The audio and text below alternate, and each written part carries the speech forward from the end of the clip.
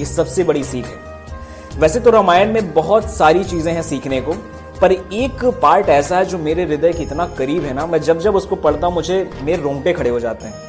वो है जब हनुमान जी माँ सीता की खोज करने के लिए 100 योजन का समुद्र लांघ कर जाते हैं, तो लघु रूप में जाते हैं, माँ के चरणों में अंगूठी गिराते हैं और सामने प्रकट होते हैं। माँ पूछती है कौन हो तुम, कहाँ से आए हो, क्या नाम है तुम्हारा?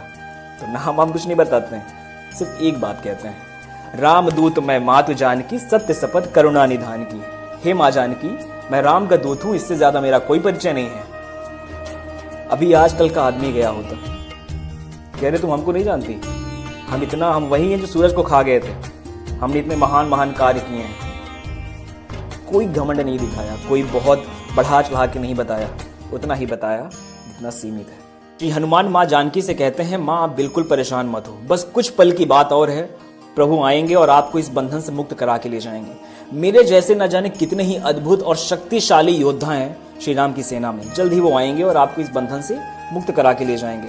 माँ कहती है वो सब तो ठीक है पुत्र, पर मेरे मन में संदेह है, मोरे हृदय परम संदेहा, सुन कपि प्रकट किए निज देहा, कनक भूधर आकार शरीरा।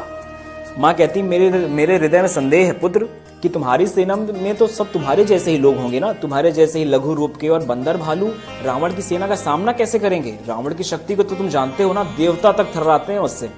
हनुमान जी कहते हैं माता ये छोटा रूप तो मैंने आपके लिए बनाया था कि आप भयभीत ना हो, मैं अभी आपको अपना असली रूप दिखाता हूँ, कनक भूधराकार शरीरा। तब हनुमान जी ने अपना विशालकाय रूप धारण किया। सीख ये है कि डर दूर करने के लिए रूप बड़ा किया, हम साला डराने के लिए रूप बड़ा करते हैं।